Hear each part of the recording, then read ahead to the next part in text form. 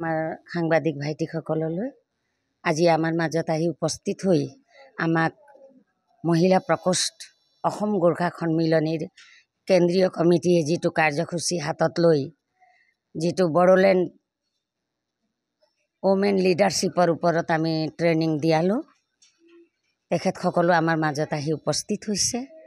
আমি 13, 14, 15 তাৰিখ আমি এই অনুষ্ঠানটো অনুষ্ঠিত কৰিলোঁ। আমি সঁচাকৈ ক'বলৈ গ'লে আমাৰ নিজস্ব আমি নাৰী শক্তি আগবাঢ়ি যাম, আমি লিডাৰশ্বিপ কৰিবৰ কাৰণে আমাৰ কি কি যোগ্যতা লাগে ইত্যাদি ইত্যাদি বিষয় এই লিডাৰশ্বিপ কাৰ্যসূচীত থাকিব বুলি ভাবিয়েই এই বড়োলেণ্ড যিটো অৰ্গেনাইজ কৰা যিটো হেপিনেছ যিটো মিছন, এই মিছনৰ প্ৰশিক্ষক যিসকল টিম আমাৰ মাজত আহিছিল তেওঁলোকে ধুনীয়াকৈ এই 3 দিনীয়া কাৰ্যসূচীত ইয়াতে থাকি আৰু আমাৰ মাজত ইয়াত আৱাসিক হিচাপে থাকি যিকেইজনী আমি মহিলাই আমি 40ৰ পৰা 50 জনীৰ ভিতৰত এই কাৰ্যসূচী সমাপ্ত কৰিম বুলি ভাবি পেলাই আৰম্ভ কৰিছিলোঁ, কিন্তু প্ৰথম দিনাই 70 জনী হ'লোঁ আমি। আৰু দূৰৰ অল আছামৰতো কথাই নাহে ইয়াত। গতিকে আমি ভাবিছিলোঁ 5খন জিলাৰ 3 জনীকৈ মাতিম, লাষ্টত 5 জনীকৈ মাতিলোঁ। কিন্তু 5 জনী মানে 5 জনীকৈতো 25 জনীয়ে হ'ব লাগে, আমি 70 জনী হ'লোঁ। তাৰমানে কিমান আগ্ৰহ ওলাবৰ কাৰণে, শিকিবৰ কাৰণে আমাৰ মহিলাসকলে কিমান উৎসাহী হৈ ওলাই আহিছে ইয়াৰ পৰাই বুজি পালোঁ।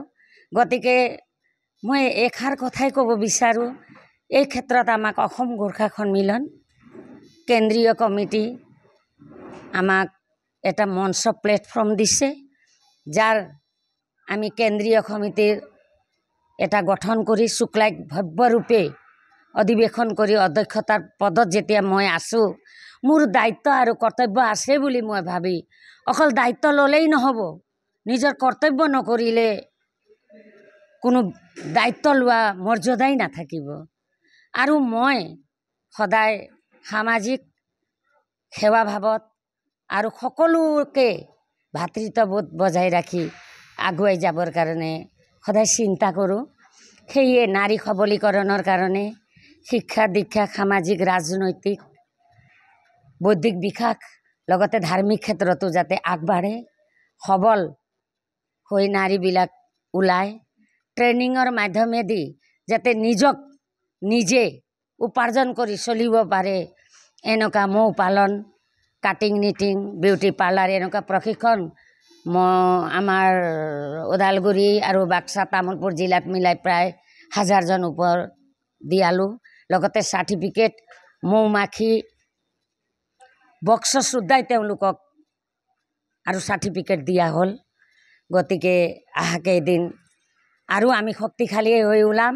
লিডাৰশ্বিপ কৰাৰ কাৰণে যাতে কোনো এখন গাঁৱতেই আমি বিচাৰিব নালাগে যে ইয়াত লিডাৰশ্বিপ কৰা নাৰী নাই, আমি প্ৰত্যেক গাঁৱতে লিডাৰশ্বিপ কৰিব পৰা নাৰী উলিয়াম বুলি ভাবি এই হেপিনেছ যিটো আমাৰ BTCৰ পৰা আমাৰ এই লিডাৰশ্বিপৰ যিটো ৱৰ্কশ্বপ দিছে, এই ৱৰ্কশ্বপটো মই লগতে মোৰ লগত যিমান সতীৰ্থ আছে মোক একেলগে আমি একগোট হৈ এটা হৈ আগবাঢ়ি যোৱা, একে হৈ পেলাই আমি এই কাৰ্যক্ৰমটো আনিলোঁ। আজিৰ দিনলৈকে অন্তিম ইমান ধুনীয়াকৈ পৰিচালিত হ'ল।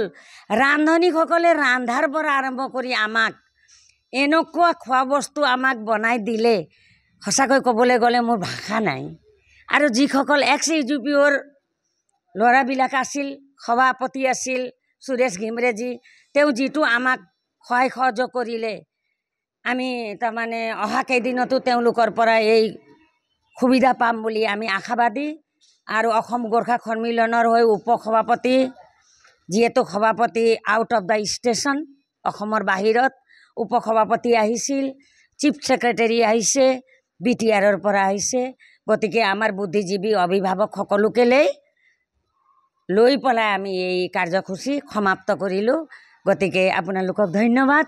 মহিলা প্ৰকোষ্ঠ কেন্দ্ৰীয় কমিটিৰ হৈ মই ধন্যবাদ জ্ঞাপন কৰিছোঁ। লগতে জিলা কমিটি মোৰ লগতে আছে, তাইও ধন্যবাদ জ্ঞাপন কৰিব। আৰু আমাৰ BTCৰ ফালৰ পৰাও আছে, তেখেতেও ধন্যবাদ জ্ঞাপন কৰিব এষাৰ এষাৰ কথাত। এয়াই কৈ মই আপোনালোকক ধন্যবাদ জ্ঞাপন কৰিছোঁ পুনৰ। ধন্যবাদ। জয় আই অসম। অসম গোৰ্খা সন্মিলনী জিন্দাবাদ। মহিলা প্ৰকোষ্ঠ জিন্দাবাদ।